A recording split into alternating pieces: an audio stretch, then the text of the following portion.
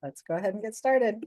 Hey, everybody. Welcome to the Raise Capital Legally podcast and YouTube channel, where we talk about topics of interest to real estate syndicators and fund managers with opportunity for live questions and answers before we sign off. I am Kim Lisa Taylor, the founder of Syndication Attorneys and also a corporate securities attorney.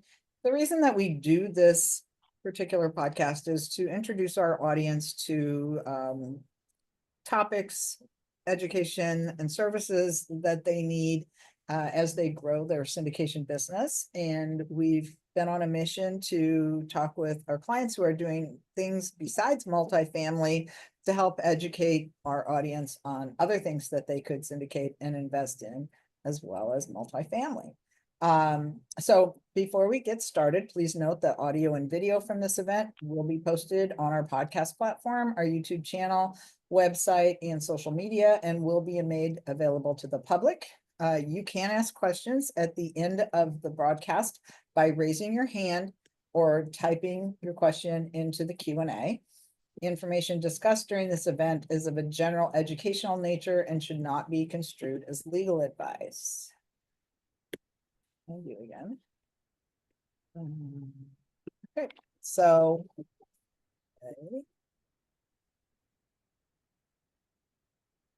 today our topic is how to create awesome profits in real estate with ADUs with our special guest and client, Brent Edwards.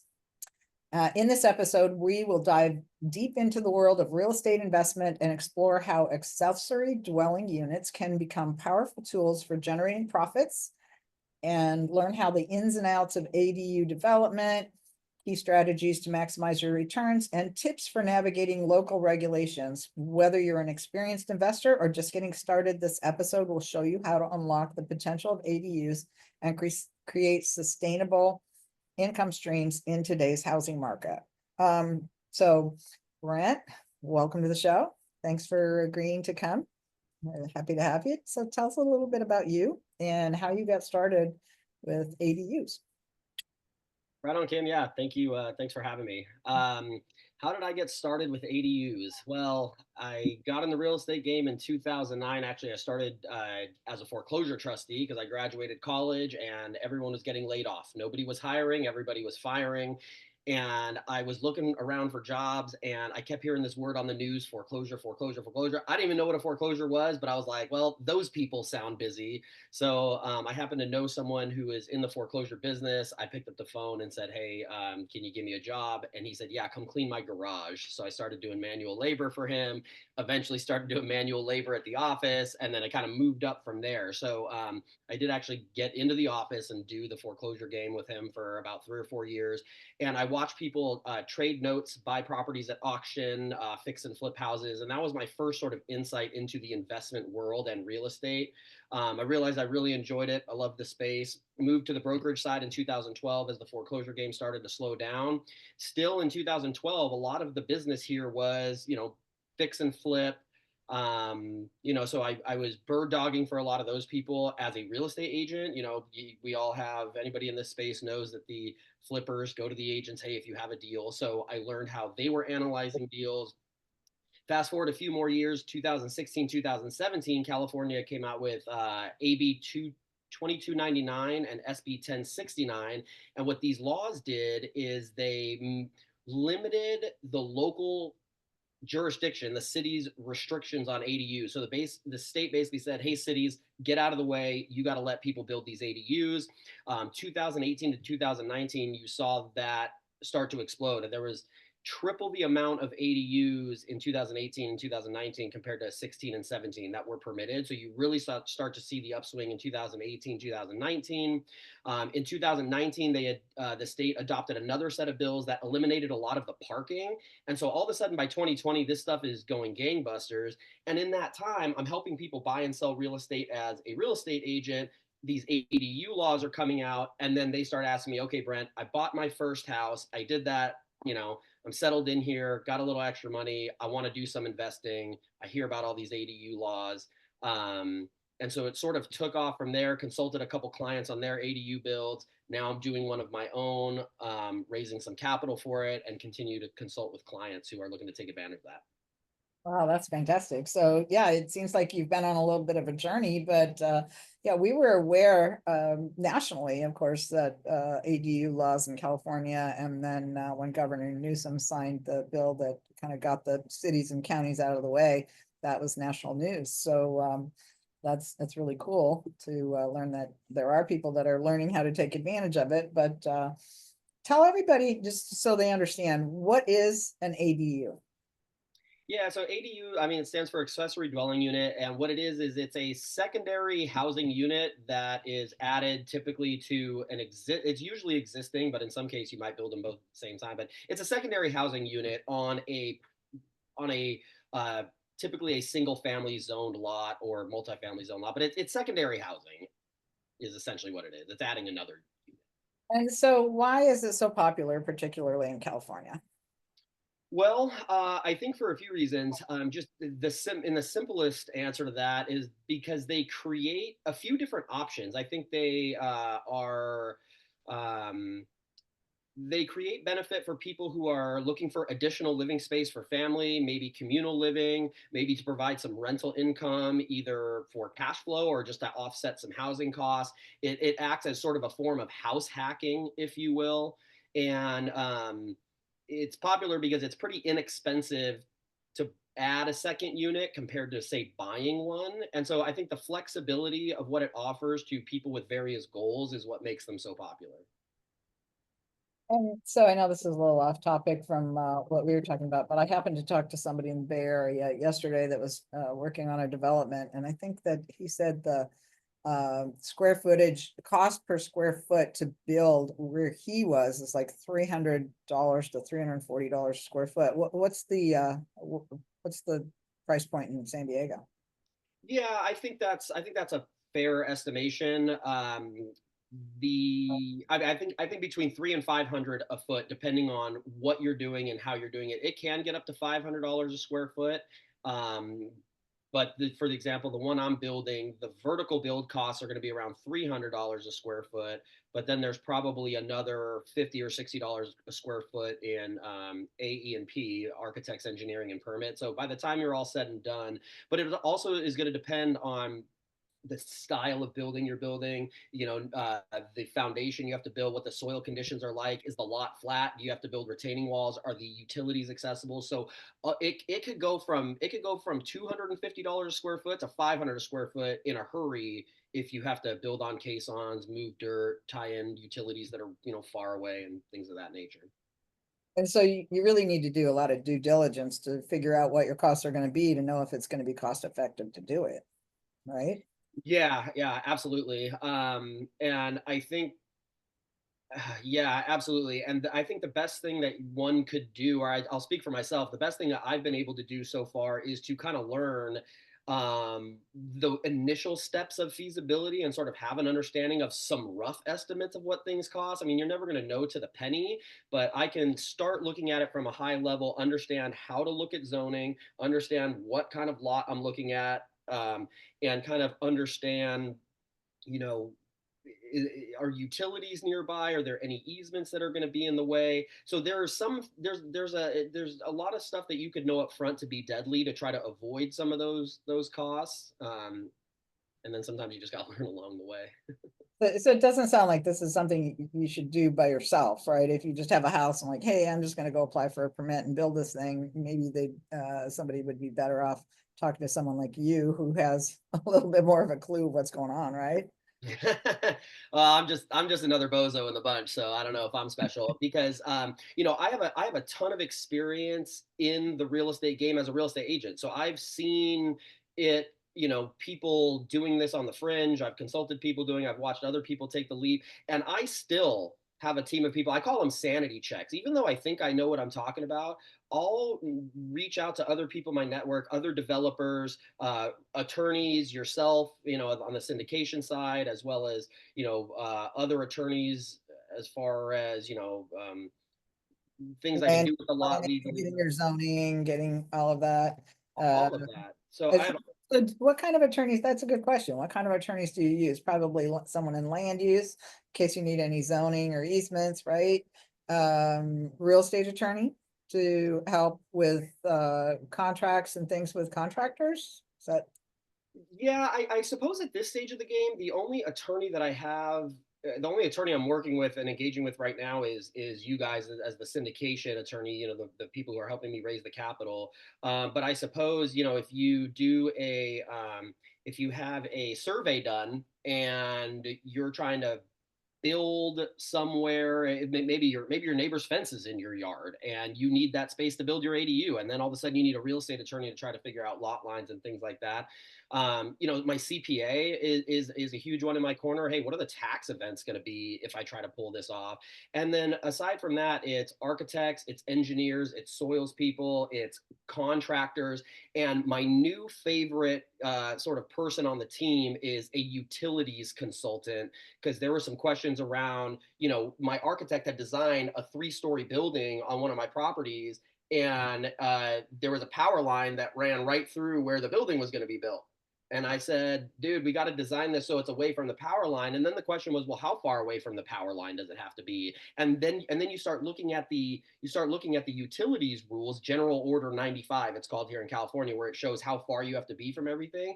And if it's certain wattage on the power lines, you have to do certain things. If it's certain wattages, you can be closer. And so then the question is how close can I build? Then I'm calling people in my network that work for the utility company. Hey, do you know how many watts this line is? Because I'm trying to figure out how to design the build. So yeah, architects, engineers, utility people, attorneys, taxes, construction people, and then just other developers that have done this before. And I'll show them, hey, this is what I'm planning on doing. Anything here that you think is insane? And I lean on everybody. I don't trust myself. that's a good point. Yeah, always good to get a second opinion, right? Except when you're dealing with us, of course. Yeah. All right. So that I think that was a key point is, what other kind of attorneys and professionals are needed, because you really have to build a team to get this done. Right? And what is the typical lead time between the time, somebody either, so you do these things on your own properties? Hmm. Do you also consult and assist other people if they want to do one on their property? I do. Yep. In fact, we're consulting with 2 people right now, and I'm building one of my own. So we absolutely can do both of those things. Okay, and so, that's a big part of it, is knowing who you need on your team, and having a consultant that's already done it and actually doing it for themselves can help you streamline that process, because they already know who they've used that worked or didn't work. So you don't make those same errors, or you get the right people up front. Um, so what are the key benefits of adding an ADU to a property from an investment standpoint? Like, what are it just the additional rent, but I guess you're gonna have some increased taxes, property taxes, things like that. Yeah, so I mean, the key benefits are basically twofold. You have the value added that you create just by building it, right? So, for example, the property that I'm building around right now is Pacific Beach area of San Diego. I'll build for about 325 a square foot ish when it's done.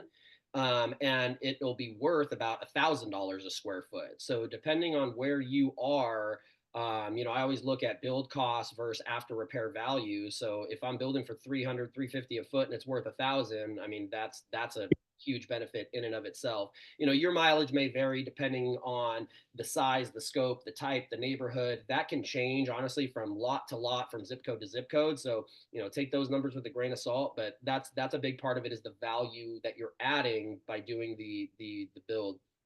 Well, Um, and that's one of them, but that you only realize that value if you're ready to sell. But let's say True. you want to live in one and rent out one. I guess the other benefit now is you've got some rental income coming in on your property. Yeah, right. And whether you live in it or don't, right? Yeah, living in one, rent the other, doing a house hacking thing, it can offset your costs. Or one of my clients right now that I'm consulting for, he's adding a third unit to his property, this ADU, and he's doing a garage conversion. So the garage conversion, it'll cost him probably 100 grand by the time he's done, and it'll rent for 2,200 a month. So call it 25 grand a year in income on $100,000 investment. that's phenomenal cash flow. And that's the other benefit is the phenomenal cash flow they get. It's really hard to cash flow in high cost of living areas like San Diego. Buying a single family or even a multi-unit, you don't cash flow much here because the value's in the appreciation. So if you're looking for cash flow and looking to be in a high cost of living area like San Diego, that's the other added benefit. Okay. And so what kind of properties are typical, I mean, are ideal for doing this? Flat. Flat lots, man. I can't tell you how much of a headache it is once you have to start moving dirt, once you have to start doing earthwork. It gets complicated. You just add a layer of complexity that people can do. I'm not saying it's impossible, but for me, I think an ideal situation when you're doing one of these is, you got to look at zoning. So if you have a multifamily lot, you might have a single, like one of my property now, it has a single family house, but it's a multifamily zone lot. So those are nice because you can build multiple ADUs there. Um, so zoning characteristics such as that in specialty areas, such as like in San Diego, we have these, transit priorities areas, the sustainable development areas where they allow you to do some different things. Lot characteristics, you want it to be flat, easily accessible to utilities, no easements running across the property. And ideally, if you have an existing property on it, that existing property is logically placed on the property. So for example, the one I'm building, I've got a square lot and the existing property is in the top left corner. So I have this entire space to build, but if the house was smack dab in the middle of the lot, you don't have as much flexibility. So logical placement of the existing building. If you can, corner lots are great, or whatever kind of fashion where you can cause the ADU to be privately accessible. The more you can make these things feel like they're not part of one another, I think the more value it creates because a client, a tenant, an owner would feel like, oh, this has more of a single family home feel rather than an apartment or shared lot type feel. So those are some of the things. Oh, and another thing, if you have an existing structure for conversion, if a structure is already there and you can just convert, that saves you a lot of time, money, effort, and energy. Like my guy is building this garage conversion, all he has to do is run some plumbing and a couple of light bulbs, and boom, you got an ADU. So that type of stuff, specialty zoning, lot accessibility, existing structures. Okay. Um, so can you actually sell an ADU once you build one? Oh man. So this is one of the things that I'm actually planning for, and so everybody plug your ears so you don't hear my secrets. So the state came down and passed a regulation that does allow you to sell ADUs separate as a separate dwelling unit, almost like a condo format, right? Where you build these ADUs and can sell them separate. Now, what the state did in that legislation is they allowed the cities, they said, okay, we're going to allow this, but the cities have to adopt it. The only city that I'm aware of to this point that has adopted it in the state of California is San Jose. I'm not too familiar with how that's working in their area, but this ADU thing was a long time coming, and finally the state put their foot down and said, all right, cities, get out of the way. We need housing. Yeah. We're going to make we're going to limit your ability to restrict ADUs. Well, that's great because it's going to create a bunch of rental inventory. But the next step is, how do we provide for sale inventory? Because yeah, adding supply will help rent stabilize, but we still have this skyrocketing of values and this housing crisis. As they say, uh, prices are getting more and more unaffordable. Affordability is in the toilet in San Diego. It's really, really challenging to afford it. And so if all of a sudden you take all these ADUs that have been built in the last, 5 or 6 years and make them saleable condos, that's going to be a huge supply of inventory. And so the way I'm designing the ADUs that I'm building, there's certain regulations in order to allow the ADUs to be buildable. And so just, kind of a pro tip is when you're designing your ADUs, make sure you reference the state's guidelines on how to make it saleable, because I believe in the next 5 years, the next step for the state is going to be saying, okay, cities, you don't want to adopt this, we're going to adopt it for you. And I think these things are going to be saleable. So I'm preparing mine as if they are saleable today. That way, if they're saleable in the future, I'll have more flexibility, more exit strategies, more options. And if they never are, okay, fine, they just aren't. And it's just forever a triplex. But Right, right. deal there. Interesting. What about insurance? I mean, we're all hearing the horror stories about the poor people that have been burned out in Los Angeles. Are you having trouble getting insurance on any of your properties? Yeah, I mean, the first thing I'd like to say, I'm from the Los Angeles area. I've got a lot of family, friends, and clients there, and like my heart goes out to everybody who's struggling. My grandma was evacuated. Thank God her house was spared. But my heart goes out to everybody that's facing those challenges. It's just a horrible thing. So first and foremost, shout out to those people going through that. With regards to my insurance here, there are some. So on my properties, no, I've been mostly spared. I mean, my insurance costs. Doubled at my property in the last 2 years, but it went from $65 a month to $120 a month. So, I think you kind of hear a lot of rhetoric around, insurance doubled. Yeah, it sucks, but 65 to 120, it's not making it cost prohibitive in my deals. Now I know other people are having other experiences where it's 10x or it doubling or tripling, or in some cases they haven't been able to find insurance, and so they're having to go through the California State Fair Plan, which is a state regulated insurance company. It tends to be more expensive, higher deductibles, less benefits. But on the real estate agent side, helping the buyers and sellers just in their everyday transactions, there's some challenges there finding some insurance at times. But at the end of the day, we're still closing deals with those people, and the insurance is more expensive than it was, but it hasn't become cost prohibitive. So I haven't had this horror story experience. It's a little more expensive. It's kind of a pain in the ass, but it hasn't stopped real estate from being, you know, moving along. And I guess it's largely dependent on where you are, whether you're close to what is deemed to be a fire risk area versus are you in a more urban area where it's less considered less risk. We've had similar issues in Florida. I'm actually at our Florida place right now, and our insurance a couple of years ago went from $3,000 a year to $5,000 a year. Yeah. Yeah. So it could become cost prohibitive at some point, because you're going to be spending, $1,000, $1,500 a month, maybe just on insurance. Even if your house is paid off, you still got to pay that much to live there, which could be challenging for senior citizens and things. All right. So, let's see. So can you explain like what, I think we've talked about, like how could you manage the costs? Is it mainly just, working with someone like yourself, understanding what, typical engineering, architectural, feasibility, what all that stuff costs, or is there something else? Yeah, so I think the best way to manage the cost is call me, because I'm a dream crusher. The first thing I do when someone calls me and says, "Hey, I'm thinking about doing this," the first thing I do is find out reasons why you shouldn't or you can't, because that'll just save us a lot of time. And so I always tell people, try to find a reason why you can't do it rather than a reason why you can, because then you move straight to the potential problem points. So the first thing that you could do is work with somebody, either gain some knowledge yourself or work with somebody who kind of knows how to do a general feasibility. So for example, when a property comes across my desk, I know how to look up basic zoning laws. I know how to kind of measure setbacks and have some idea of some construction costs, some rules of thumb. So as much as you can do up front and try to answer the question of why can't I do this, that's you save yourself a lot of money before you bring in attorneys and architects to charge you thousands of dollars to tell you you can't do it. Try to figure out why you can't do it yourself. So that would be my first piece of advice. Beyond that, start with a feasibility study. Ask around before you do full on blueprints, before you get engineers out there, before you start wasting your time with attorneys and things like that.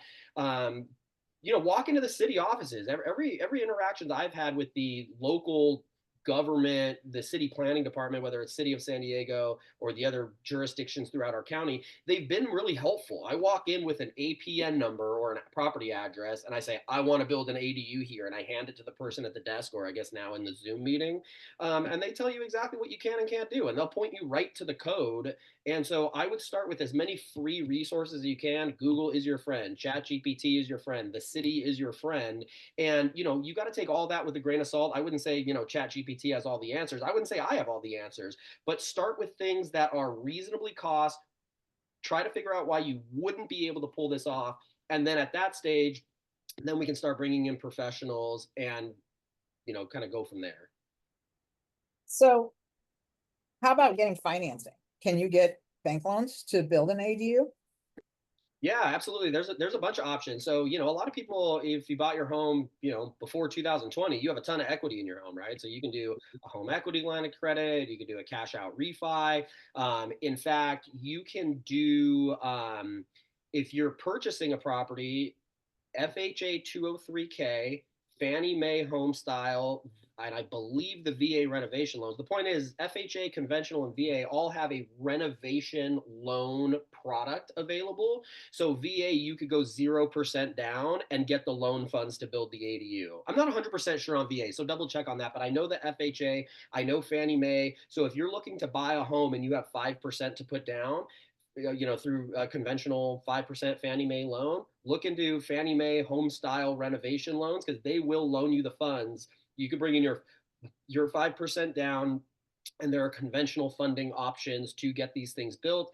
And then of course there's always, hard money, private money lenders. You can do joint ventures and partnerships. You can talk to the syndication attorneys about, syndicating larger deals. So I mean, funding, I always tell people, if you have the deal, the money's the easy part. And there's a whole bunch of ways you can get creative to fund these things. Absolutely. Ah, okay.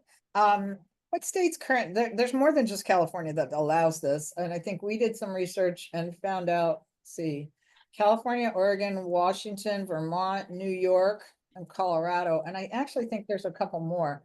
Because I did a search on this the other day and there were 8 different states that allowed it.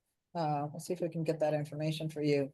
But so if you're in one of these other states that allow it, then you should certainly research that, find out if it's allowed everywhere. They may not have the, eliminate the red tape rule that California came out with. So you may be kind of beholding to the county or city that you're in as far as getting it approved. But if you start doing some research, and I love what you said about Chat GPT, because it's great just to go, hey, Chat GPT, I live in such and such and I want to do an ADU. What are the laws around that? And it'll give you, maybe an idea of what those laws are, so you can go research them direct and figure out, all right, and let me read that and then figure out who's in charge of it and go talk to them.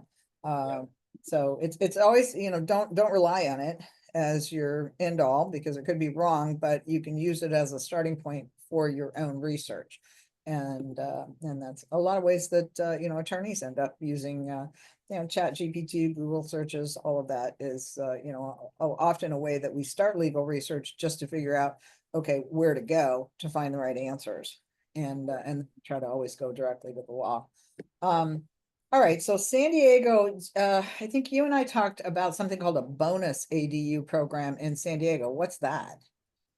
Yeah. So the bonus ADU program basically says, so San Diego sees all these people building ADUs, and what are us investors going to do when we build an ADU? We're going to ask for the maximum rent possible. We are not in this for charity. Lack of housing affordability is a very real thing, and I'm not making light of that. I know plenty of families out here struggle, especially in a high cost of living area. But at the end of the day, we are in a role of investment. And so San Diego says, how do we allow this ADU program to benefit people rather than just line the pockets of investors? So they have this bonus ADU program where on a single family zoned lot, you're allowed to build, I believe, one ADU and one junior ADU, which is basically an ADU that's attached to the house. But the city came out and said, we will allow you to build, with certain restrictions, we will allow you to build an unlimited amount of ADUs in certain areas. And what they do is they say, for every affordable housing restricted ADU you build, we'll let you build a regular one. Meaning, for example, my client, he's got his main residence and he's got an ADU in the back, and he's converting the garage to a third ADU. He's on a single family zoned lot. And the reason why the city of San Diego is letting him convert the garage to a third ADU, even though he's on a single family zone lot, is because it is going to be deed restricted for moderate income housing. So you can only charge so much, and you have to work with the local housing commission to make sure that we're creating housing opportunities for moderate to low income families And in a high cost of living area like San Diego, I think it's a really thoughtful approach to allow somebody like my client to expand his investment portfolio and do so in a way that sort of caps, you know, that offers the product to moderate to low income housing. And it's great because he rents his main residence, the main house, he rents it out as much as economically feasible, the other unit as much as economically feasible. So he has two opportunities to really push the envelope as an investor, and then builds the third unit, which is still a phenomenal return for him, and it provides some housing to some people who might struggle to afford it otherwise. Yeah, and usually those kind of lower moderate income programs are tied to how much income the person makes and then how much rent you can charge. And there's usually some guidelines that are published that you have to be aware of, and they may change from time to time. So you've just got to make sure that you're complying, because if you don't, and you say it's this, and then you don't, follow those guidelines, then you could lose, some important rights associated with that, or, I guess there would be some kind of penalty or tax penalty or something that would be associated with it if you did it wrong. Uh, Yeah, and the interesting thing about the bonus ADU program is it's only deed restricted for if you do moderate income, which is tenants up to 80% of the area median income. Um, it's restricted to just those folks. If you do mhm. moderate income, it's deed restricted for 15 years. If you offer it as low income housing, which is a lower income bracket requirement, it's only deed restricted for 10 years. So it's a nice program, but also for you investors out there who are thinking, oh my God, deed restricted, it's also not forever. So, if you build a deed restricted unit and rent it out, let's say you own it for 6, 7, 8 years, and then you go to sell it, there's going to be a lot of value there knowing that that deed restriction is about to sunset and you could maximize the rents. So, I don't really have an opinion on whether this is right or wrong. It's something, and I think the thought process is cool. Are you actually seeing entire neighborhoods where this is just rampant? Where it's like everybody's doing it? Yeah, yeah, there are some pockets, a couple of zip codes where it's like sort of a perfect storm of zoning regulations, specialty government zoning, the right quality of, like, large lots, well positioned properties on the lots, demand for this type of rental housing, the ability for it to conform to the neighborhood. So even though it might be doable everywhere, it might not necessarily be feasible. It might not be feasible to throw up a 12 unit ADU in the middle of a quiet residential neighborhood where there's not a demand for that. But throwing up 12 units right next to San Diego State University, where student housing is bursting at the seams, you'll rent those things out all day long. And so you're seeing it like in an area like that, larger lots, a lot of room to build, plenty of rental demand, and it's sort of these large ADU formats conform to that neighborhood because that neighborhood has been sort of this, mini dorm college experience where 10 college kids cram into a house. That's kind of always been the style. And now they're just allowing you to do it with multiple different units and under these new rules. So yeah, some areas you're seeing it go more gangbusters than others.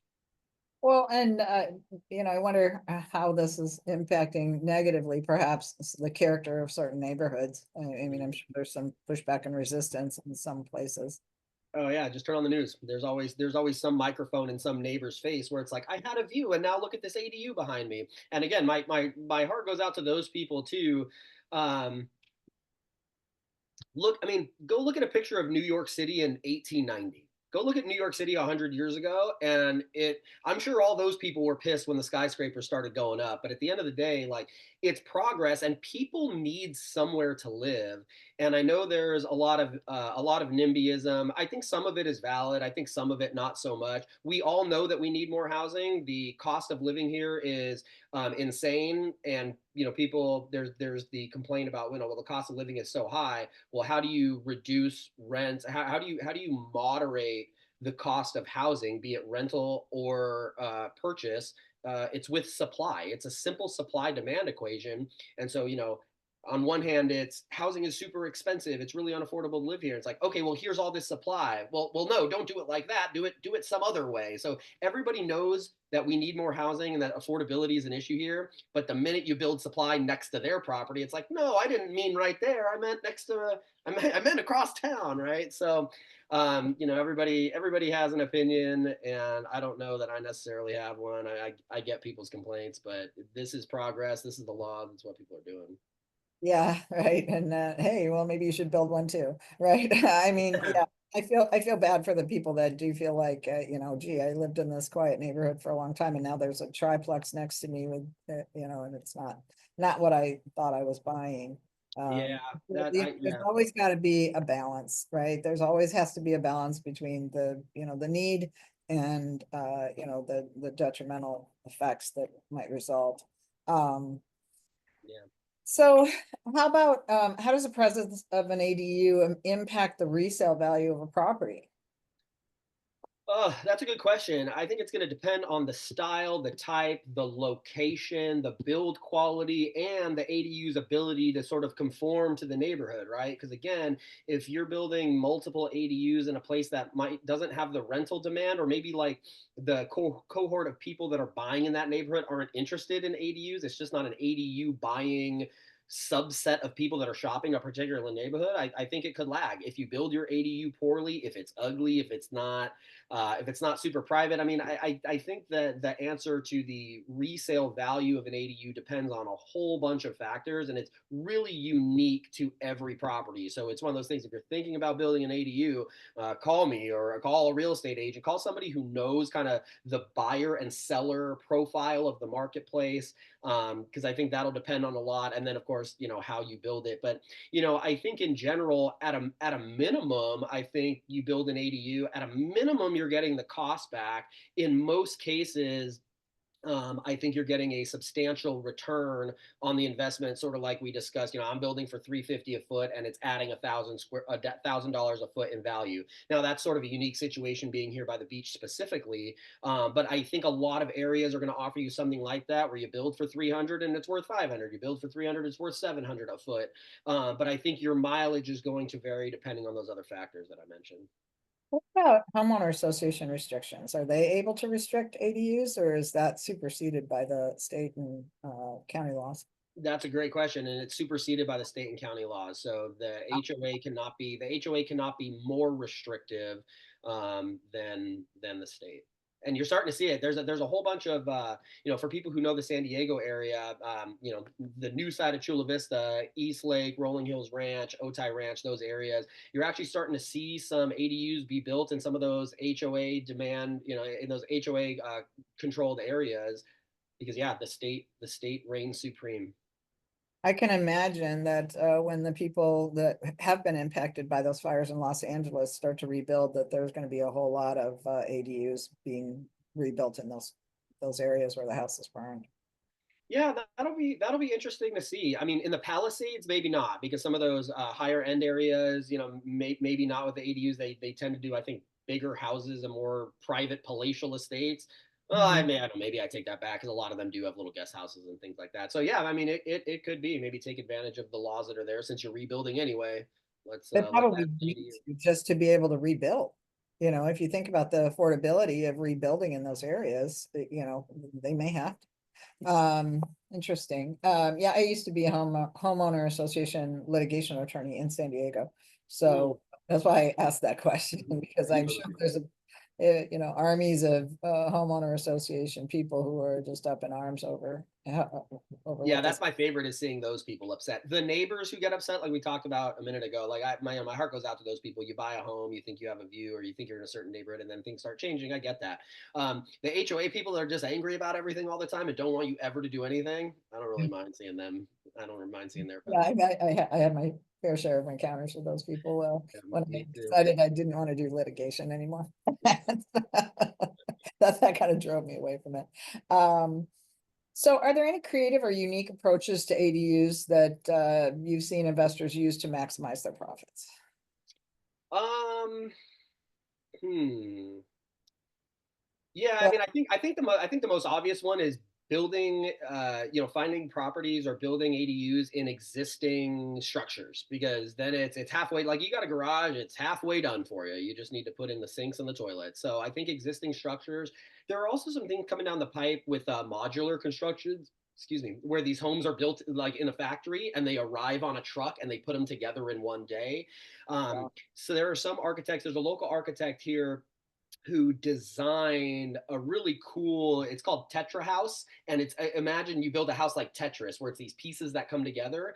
And the cool thing about his approach is not only it's like sustainably designed and it's easy to build and you could put it up, in a matter of days, but the coolest thing that he's doing is he's negotiated with the city where Tetra houses are pre-approved with the city. So you're seeing the city and the county, these different jurisdictions, come out with pre-approved plans where you can save on architect and engineers. And basically all you need to come to the city, to the table with, is a site plan, basically showing, how this particular thing would fit on your lot specifically. And that's saving a lot of time and cost in architect and engineering. And then of course, if the house comes in pieces on a truck and you just put it together, it saves us a ton of time. So if you're borrowing money and the interest rate is ticking every single day, and you can build it in a matter of weeks instead of a matter of months, those are some of the things that we're seeing. As far as like people getting creative, it tends to shorten the timeline a little bit. We're not really seeing it like eliminate the cost, though. The costs of those things are still pretty substantial. And the architect who built the Tetra house, it's he showed me a 600 square foot prototype that cost 300 grand. So $500 a square foot, that's like on the high end of what these things typically cost. But his thing was like, look, as we scale this and it becomes more normal, more broadly applicable, then we hope the costs come down. So it'll be interesting to see in the future if the cost of those type of specialty things come down. But those are some. I'm curious to see what those look like. The immediate image comes to mind that this is like some kind of geodesic dome or something in your That's backyard. that's exactly what it looks like. That's exactly what it looks like. It's this dome with this like metal roof inside. It's actually it's pretty cool, but it's very like modern and trendy looking. So it is not your typical like cute little backyard cottage. It is a giant metal dome, and I guess depending on your taste, that might be for you. It might not be, but yeah, it's an Huh. interesting concept. Yeah, that is an interesting concept. And so that begs the question of, how much, even though the cities and counties have to get out of the way, how much intervention ability do they have just to make sure that things aren't completely out of character with the neighborhood? Are you starting to see like, completely uncharacteristic ADUs in the backyards of, traditional 3-bedroom, 2-bath homes? Yes, and some of it's atrocious. Some of it Uh, is atrocious. These buildings they're just throwing up, and it does not comply. It does not conform to the style or taste of the neighborhood. And you're seeing these really funky designs, and really you have like maybe a really narrow footprint building envelope that you can build, and so they go really tall, like these tall, skinny buildings in a neighborhood peppered with single family homes. So the only design restrictions that I'm currently aware of in my part of the country is, historic homes. If homes have a historic designation, then there's certain rules when you are, building and expanding on a historic home. But yeah, with these ADUs, it seems to be the wild, wild west as far as design is concerned. And I've seen some eyesores go up. And I've also seen some others that just blend right into the neighborhood. You can't even tell it's an ADU. It just looks like another house on the block. So I've seen it, on both ends of the spectrum. Well, and I think the caution there for the people that are, the owners that are putting up these ADUs is you're not going to maximize resale if you've got an eyesore next to something that's just completely different. If you're trying to make it blend, it's probably going to be worth more later on to somebody else who, because a lot of people are just going to look at that and say, I'm not buying that thing. You And know, that's a great point. And going back to what, the question of how does the ADU impact resale? That's a great point as to how you think it might impact resale. Oh, I'm building, I'm adding 1,200 more square feet, it should be worth X. But if it's an eyesore, it doesn't conform to the neighborhood. One of the cool things about the property that I'm building my ADU, I got a 3,200 square foot lot and I'm building a 3,200 square foot ADU. We're going 3 stories up, 4 foot setbacks. It's taking up the whole lot. But the thing is right now it's just a single family home, but next to me 6 unit apartment building, behind me 8 unit apartment building, across the street 30 unit apartment building. So when I build this ADU and take up the whole lot, it's going to cause it to conform to the neighborhood. I will finally not be. My house is like the movie Up. Remember that movie where like the old man doesn't want to sell his house and skyscrapers are next to him and he's got the little hut? That's me. I got my property is the little hut. And so when I build, it'll conform. Whereas I don't know that I would necessarily do this design and this scale and this scope in on a quiet cul-de-sac necessarily. Right, right, right. All right. Well, just a little commercial break here. Just an FYI, if you don't already have a copy of one of my books, I'm sorry, I don't have one of them with me right now, but I have written two books. One's called How to Legally Raise Private Money. That's a beginner's guide for syndicators that have never raised capital before. The second one is the one that Brent's showing up right now, How to Raise Capital for Real Estate Legally. That one's more like a desktop reference. Recommend you all buy that one and keep it on your desk, because every chapter table of contents is very comprehensive. So you can just flip to the chapter you want, read it like an encyclopedia, and know what you want to know about whether you're doing a blind pool fund, whether you want to do a fund of funds, how to structure a syndicate, how to structure a development deal, all these things, and how to do those things with investors and how to legally raise that money. It's all in those books. The book that Brent showed is available on Audible. All of them are available through Amazon. The easiest way to find those books is type my full name, Kim Lisa Taylor, into Amazon, and both of my books will come up. Please do avail yourself of that. If you'd like a free digital copy, you can get that at our website. So just go to syndicationattorneys.com and get your free copy. And then if you decide you want the desktop, you can buy it at Amazon, and we've got a link to that at the website also. So syndicationattorneys.com for that. Let's go to some questions. We've got some questions, and if anybody else has questions, please either raise your hand or type them into the Q&A. Brian asks, I'm curious to know if you know of anyone who has successfully applied for exemptions for non-compliant properties to add ADUs that are similarly non-compliant. And he specifically says, I have a waterfront home that was built in 1980. Shoreline setbacks have since been increased, and the best site plan for an ADU would require it to be within the setback. And I want to build the strongest case for the building permit / variance request. Oh, that's a great question. In fact, unfortunately, no, I've had the exact opposite experience where my property as well, the front yard setback has changed since it was built. So my property is 15, the current structure is the current structures, the garage and the home are 15 feet from essentially the sidewalk. And apparently somewhere along the way, they changed the way they measure or have outlined front yard setback. So my ADUs have to set back further than the existing homes, the new square footage does. And I tried to fight it, and I'm talking 3 feet. The difference of mine was 3 feet, and our original design, we were connecting it to the original house. So our argument to the city is we're just taking 3 feet. We're extending the front facade of the home. We're basically not changing anything of the existing. We're just extending it out. And the city was staunch. Setbacks, floor area ratios, height requirements. These are things that the city does still have control over, that the state did not remove their ability to restrict these certain things. Building envelopes, those things are really challenging. I've never had any experience of anybody having success. And frankly, the city wouldn't even have a conversation about it with me. So that's my experience. Your mileage may vary depending on what part of the state or country you're in, but no, man, my experience was the opposite. Not only were they not flexible, they were pleased to flex whatever muscle they have left. Yeah, okay. Well, that's unfortunate. I guess the only option you'd have in that case would be to tear down what's there, or maybe tear down enough of it that you can be within the new setback requirements, and then rebuild what you have and build something adjacent. Maybe. Yeah. So in my area, again, his mileage, Brian, your mileage may vary, but in my area, anything that's new, anything that's built new, any new square footage. So if I tear down the existing house and just want to build it right back up, it's considered new and has to observe the setback. So anytime something is torn down, you don't get to put it back. It's grandfathered where it sits. I mean, I suppose you could do some repairs to it, but as far as tearing it down as part of a addition ADU construction project, they're very clear that don't tear anything down that you expect to go back up because it's going to have to conform to whatever the requirements are today. And they've been very strict about that in my area.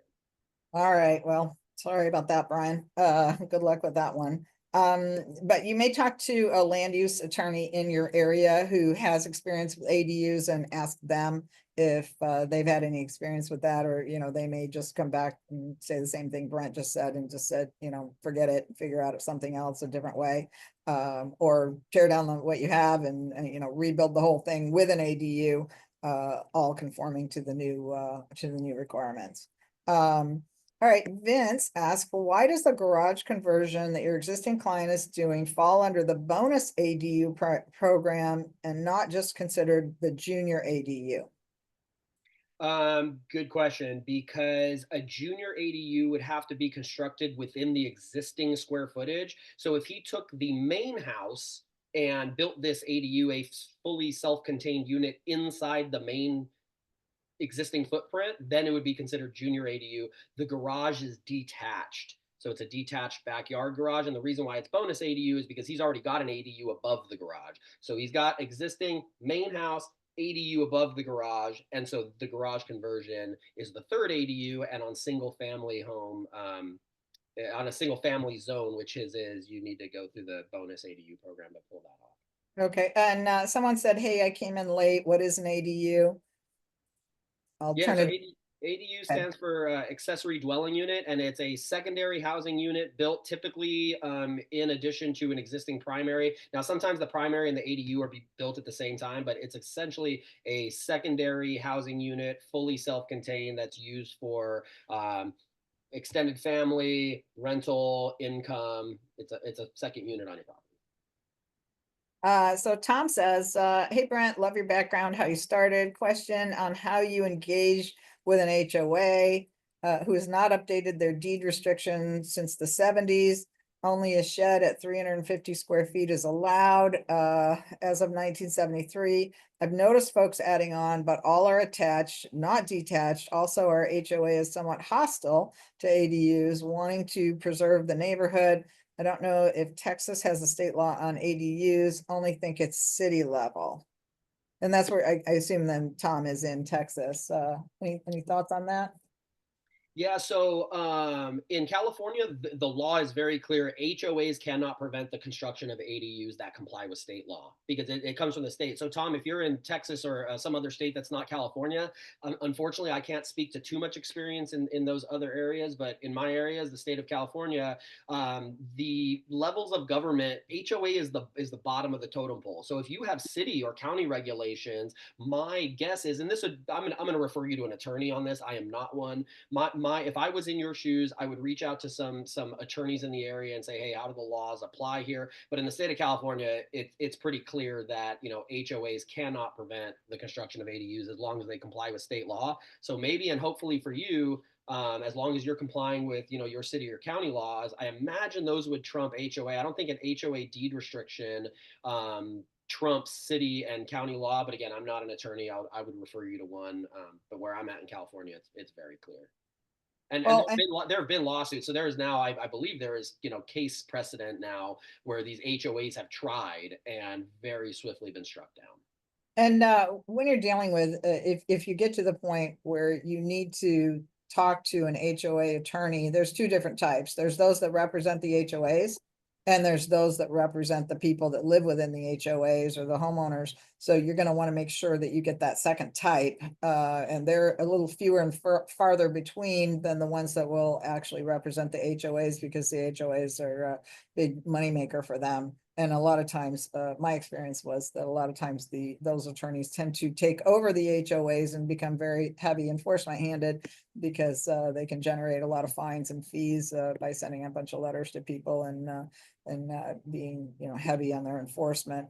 But there are a handful of, usually in every jurisdiction, there's a handful of HOA attorneys that represent the homeowners. So you want to make sure that you would get one of them. The other way is just call an HOA attorney and say, which side do you usually represent? And when they say HOA, say, who's the person you hate the most that represents homeowners? That's good advice. And they'll probably blurt it out before they realize what they've done. Yeah. Yeah.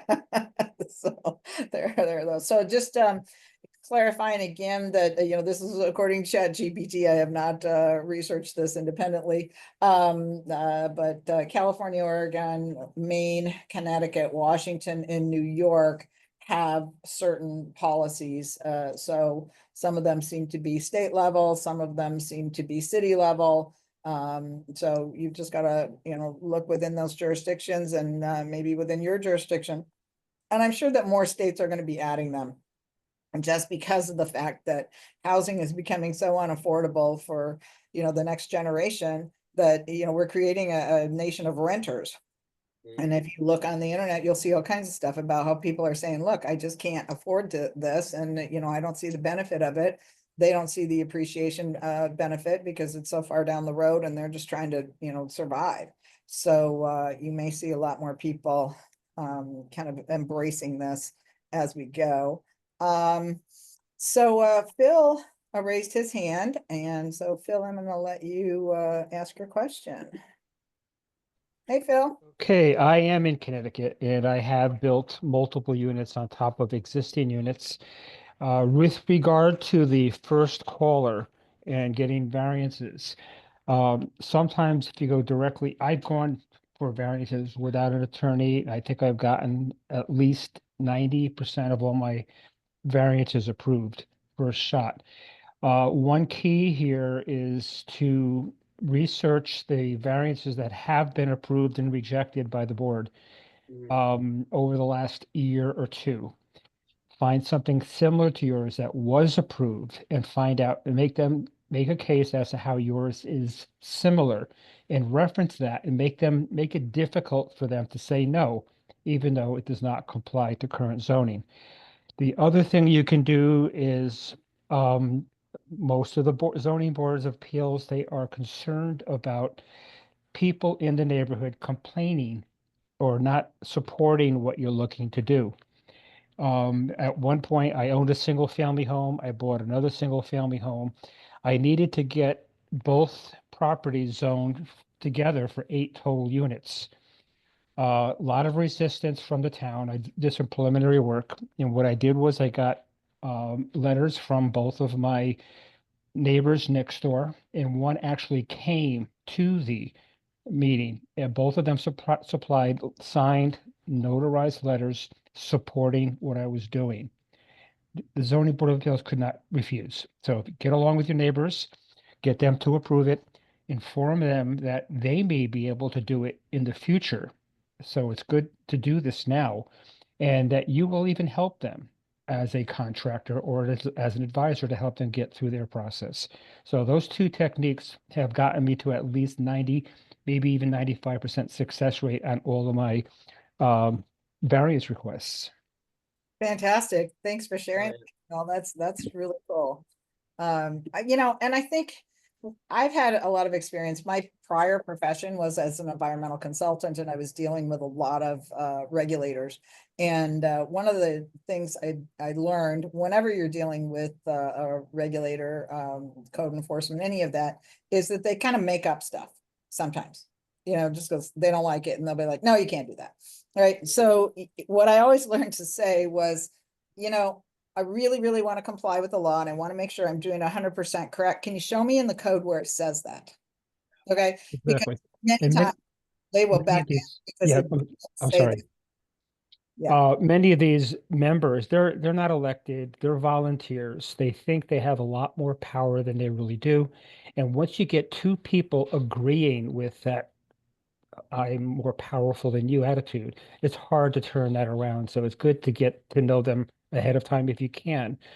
And Lisa, I'll come to Kim. We met at the event in Nashville back in November. Thank you very much. My partner, Jessica, who is on the Zoom call as well.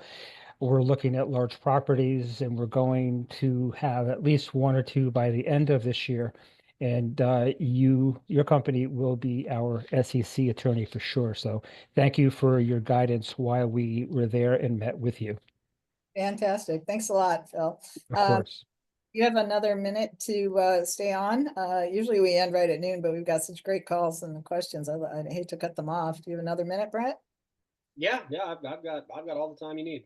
Okay, great. Yeah, Pam is asking, do you have a picture of one of your current ADUs that you could share? If you can grab one quick, then that's fine. If not, then maybe she can type her contact information in the chat. Jeremiah, hey, thanks for sharing your story. It's super inspiring. Love your dream chaser attitude. I think he called himself a dream killer, right? Was yeah.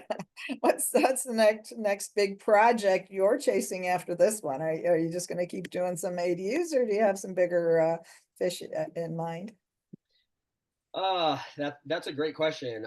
We're looking at a handful of different things. I think for me, it's I'll do the deal that makes sense, and a deal that makes sense means a deal that's in my wheelhouse of knowledge, and my wheelhouse of knowledge is mostly residential type of real estate. I do have some experience and some partners who have some experience, a lot of experience in assisted living. So we're considering, we're looking at the assisted living space. We're looking at larger multifamily.